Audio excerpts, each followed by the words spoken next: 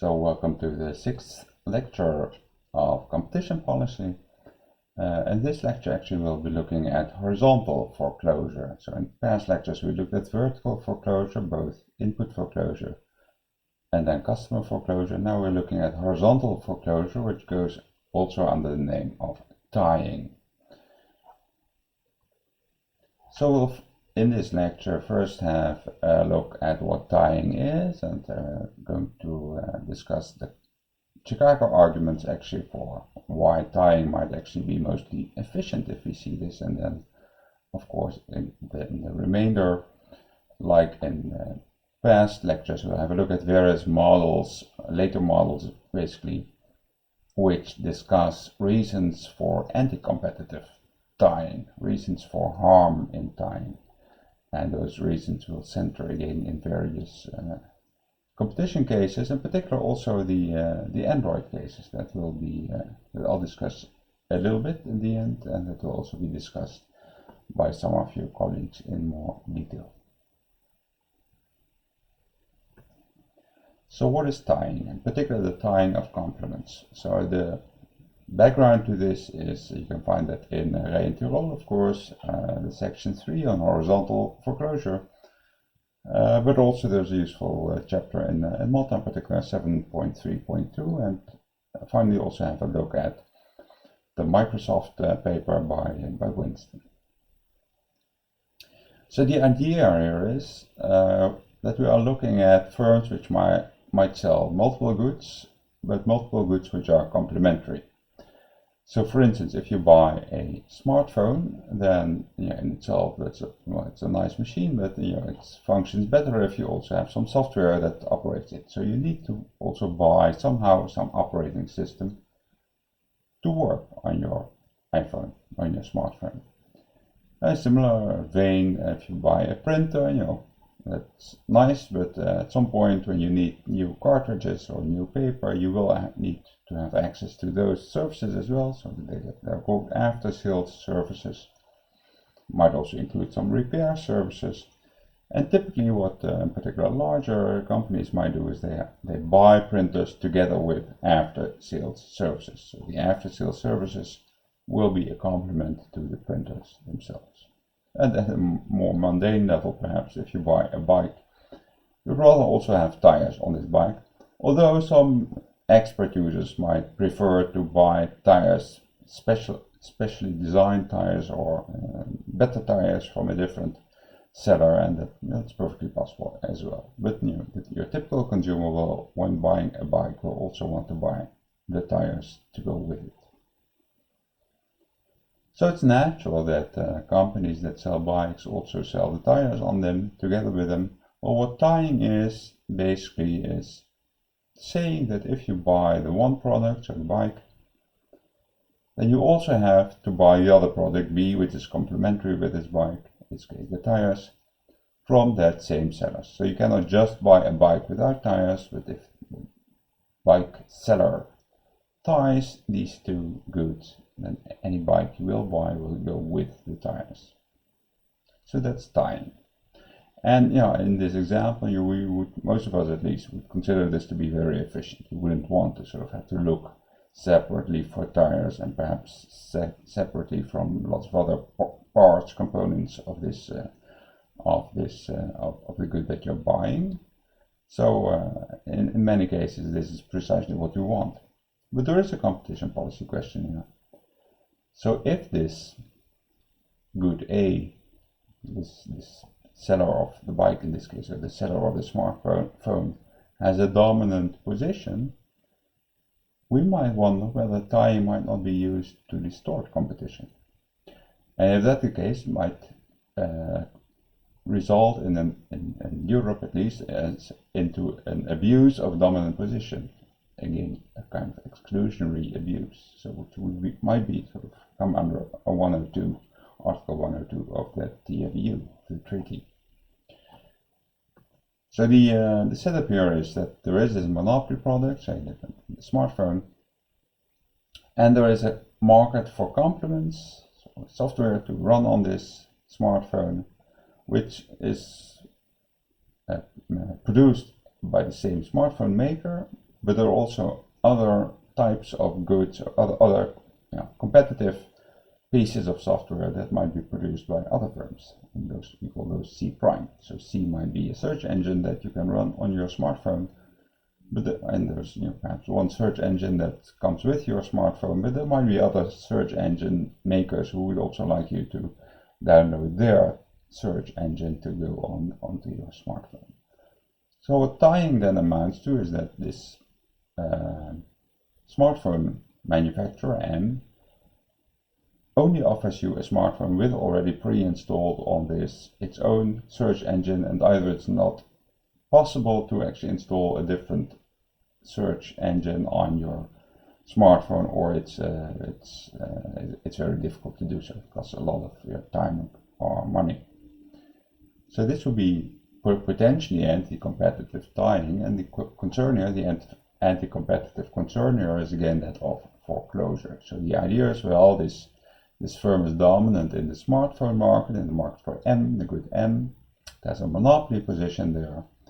Might it not leverage again the monopoly power that it has in the market for the good M, the smartphone in the example, in order to block competition in the potentially competitive segment of this market, namely the market for C, like the software in this example. So we have a monopoly segment, we have a competitive segment, and the question is, can this firm which produces in both markets, can it use tying to indeed make this potentially competitive segment actually uncompetitive?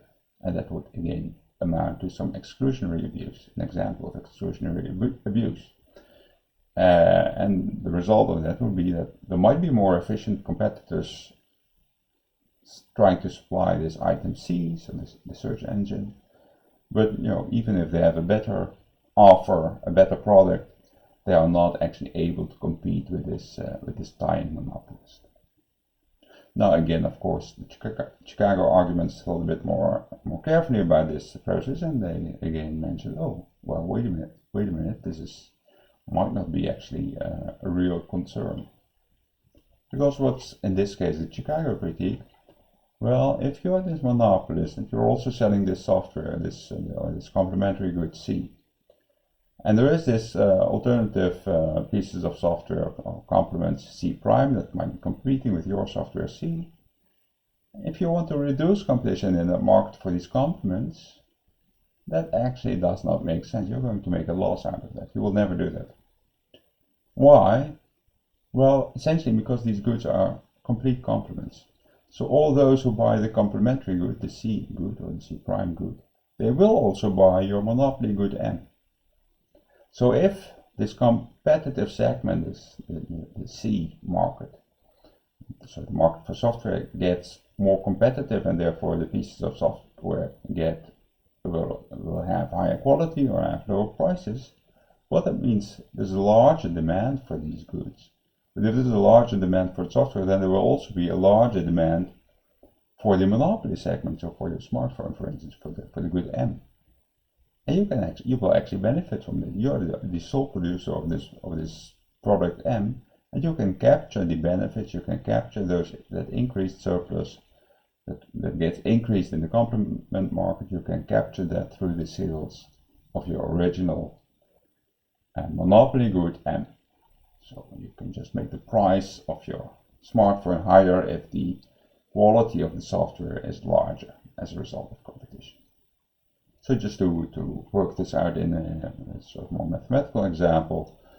So suppose there's buyers that have unit demand for the two goods. So if you buy both the smartphone and the appropriate software, you value this at, you have a willingness to pay for that of the V to buy one unit, and benefit to you is the V of having that unit. So when will you buy? Well, obviously, if the total price of buying both the monopoly good and the complement, if that's less than your willingness to pay, so PM plus PC is smaller than V. Now suppose this monopolist indeed produces both M, on which is the monopolist, and also produces one of these competitive goods, potentially competitive goods, C, the complements, at marginal costs here, M, little and little c. But now suppose that is also indeed in this competitive market, rivals actually have lower costs. So they can produce the same a software piece or a complement of the same quality, but at a lower cost C prime than the cost C that the monopolist can. So what's happening now? If you do tie, if you're the monopolist and you say, well, you can only run my software on my computer or my smartphone, then what can you do? Well, you will obviously sell both your software and your smartphone. You will extract the largest amount of money that you can from these consumers by setting the total price of this bundled good, essentially, is PM plus PC, the price of the monopoly good plus this price of the software, which typically will quote as one price for the bundled good. You will set that equal to the willingness to pay for this consumer, so equal to V. So what will your profits then be? Well, you will sell this one good of the monopoly good, you will sell one of these complementary goods at your own marginal cost, and you gain an income V from that in terms of these prices. So your profit is V minus rho M minus C. So that happens if you do tie. So if you make sure that all these consumers can only buy your software, can buy only your complementary good.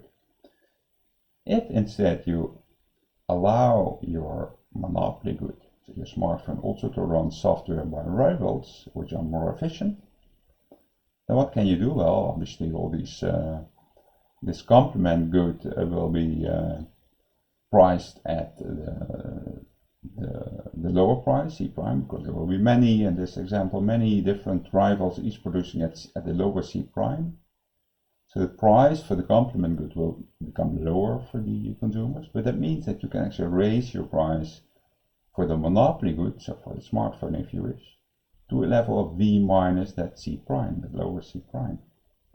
Because still these consumers value these two goods at V, so they are willing to pay up to V minus C prime now in order to buy your smartphone plus the software from your rival.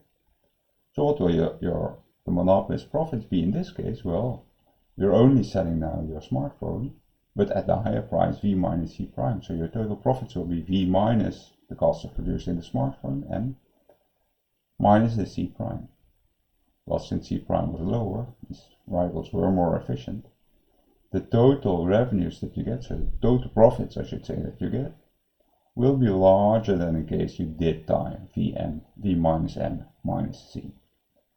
So indeed, this monopolist is benefiting from opening up this complementary good market to make that more competitive, because it actually creates value which you can then extract because you do have a monopoly position in this monopoly good market for M.